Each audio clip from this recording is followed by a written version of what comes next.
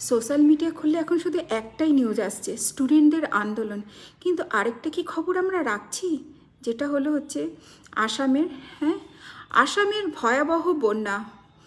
আসামের লাখ লাখ মানুষ এখন জীবন মৃত্যুর সাথে লড়াই করছে, তাদের শেষ সম্বলটুকু ঘর বাড়িও তলিয়ে গেছে, গাছের উপর আশ্রয় নিচ্ছে আসামের মানুষরা। আমরা কতটা সুখে আছি বন্ধুরা এখানে, কিন্তু আমাদেরই পার্শ্ববর্তী রাজ্যে যে আসামকে নিয়ে তেমন কোনো কথা বলা হচ্ছে না।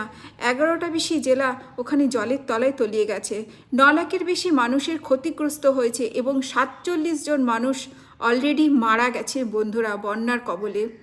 নিচের এই ভিডিওগুলো দেখুন, মানুষের ঘরবাড়ি জলের তলায় তলিয়ে গেছে, মানুষ ছোট ছোট বাচ্চারাও গাছের মাথায় উঠে বসে আছে, জীবন বাঁচাচ্ছে নিজেদের। এতটাই ভয়ানক পরিণতি হয়েছে বন্ধুরা। আসাম এমন একটা রাজ্য, প্রত্যেক বছর সেখানে বন্যা হবেই হবে। বন্যাটা আসামে আটকানো যায় না। হ্যাঁ, 20-25টা জেলা আসামে জলের তলায় তলিয়ে যায়। একটা মানুষ কত কষ্ট করে ঘরবাড়ি করে, কিন্তু প্রত্যেক বছর যদি বন্যা হয় মানুষ কি করবে? আপনারা চিন্তা করুন আসামের মানুষ কতটা অসহায়। আর এই বন্যা হওয়ার মূল কারণ হলো আসামের যেই পার্শ্ববর্তী রাজ্যগুলো আছে, যেমন অরুণাচল প্রদেশ, মেঘালয় এবং পার্শ্ববর্তী যে দেশ আছে ভুটান, সব জায়গা থেকে একসাথে জল এসে আসামেই ব্রহ্মপুত্র আর বারাক নদীতেই এসে প্লাবিত হয়। এই দুই নদীতে হঠাৎ করে জলের বৃদ্ধি এবং পাহাড় থেকে যে জলগুলো জমে থাকে সেগুলোও এখানে সরাসরি ব্রহ্মপুত্র নদী আর বারাক নদীতে উপরে এসে পড়ে, সুতরাং জলের চাপ বেড়ে যায় আর সেই কারণেই বন্যা হয়।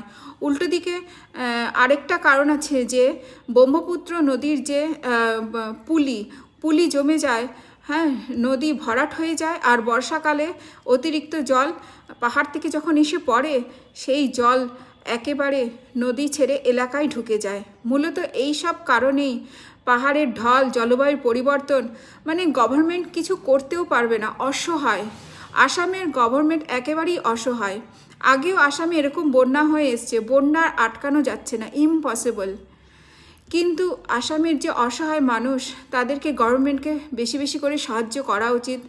হ্যাঁ, অসহায় যে সকল মানুষদের ঘরবাড়ি জলের তলায় তলিয়ে গেছে, গাছে আশ্রয় নিচ্ছে, হ্যাঁ, দেখে সত্যি খুবই খারাপ লাগে যে কিছুই কি করা যায় না আসামের জন্য।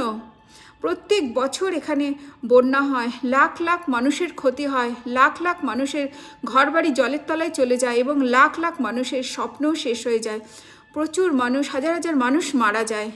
তাই বলবো গভর্নমেন্টকে সাহায্য করা উচিত আর দেখা উচিত যে বন্যার হাত থেকে কিছুভাবে বাঁচাবার কোনো রাস্তা আছে, যদি থাকে তাহলে সেই পদক্ষেপ নেওয়া উচিত। এটাই বলার ছিল। ধন্যবাদ বন্ধুরা।